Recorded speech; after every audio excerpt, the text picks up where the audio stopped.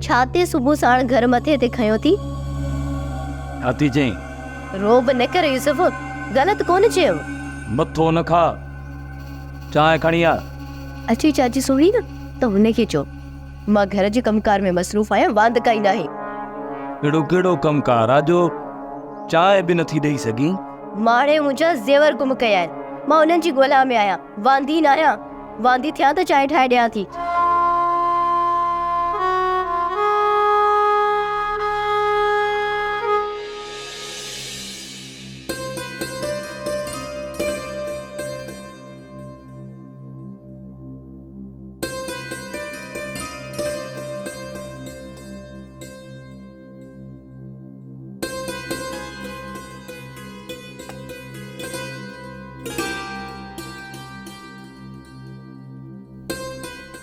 अबा ओ पुट यूसुफ, चओ आहे पुट यूसुफ काॾे थो वञी? तोखे ख़बर न आहे त मां राति जो काॾे वेंदो आहियां? पाणीअ ढुक त पियार, ॾाढी उञ लॻी आहे अबा। मां वांदो आहियां, तोखे पाणी ॾियां? सुम्ही पई अथई, उथार न हिनखे। निंड पई आहे, हुनखे कीअं उथारियूं? तूं पाणी पीआरींदी त रही कोन वेंदे पुट। ओ बा, शहर में सार संभाल वारियूं अस्पतालूं आहिनि, उते पोड़नि जो ऐं पोड़नि जो ख्यालु कंदा आहिनि। उथी त मां तोखे छॾे चा। अबा पाणी ढुक लाइ मूंसां तूं ईअं पियो ॻाल्हाए, पंहिंजे अबे सां ईअं पियो ॻाल्हाए। मां वांदो न आहियां वांदो मां तोखे पाणी पियारियां। अम्मा खे चओ त हीअ पियाराई पी थी पियो आहे, न त कराया बिना तोल जे डांस।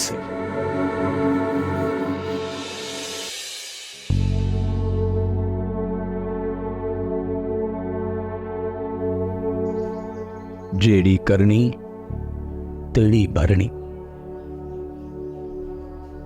अबे जी नाफरमानी जी सजा मिली आहे मूंखे।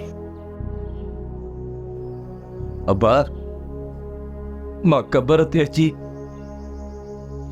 तोखां माफ़ियूं वठंदुसि।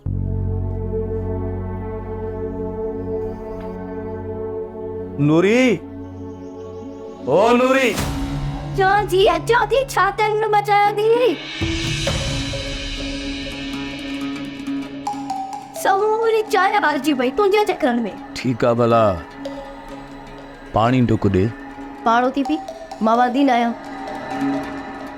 नूरी, छा थी वियो तोखे? कुझु बि न, पर तोखे अलाए छा थियो? नाफरमान न थी नूरी, न त तलाक ॾींदोसांइ।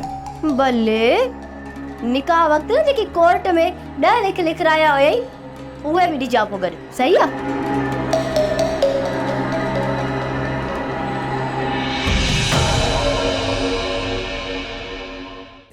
ड्रामा सीरियल चंड ग्रहण तमाम एपिसोड्स ॾिसो हाणे HD क्वालिटीअ में। विज़िट करियो असांजो YouTube channel Sindh TV HD drama. Subscribe कयो असांजो official YouTube channel Sindh TV HD drama ऐं वधीक अपडेट लाइ बेल आइकन खे क्लिक करियो।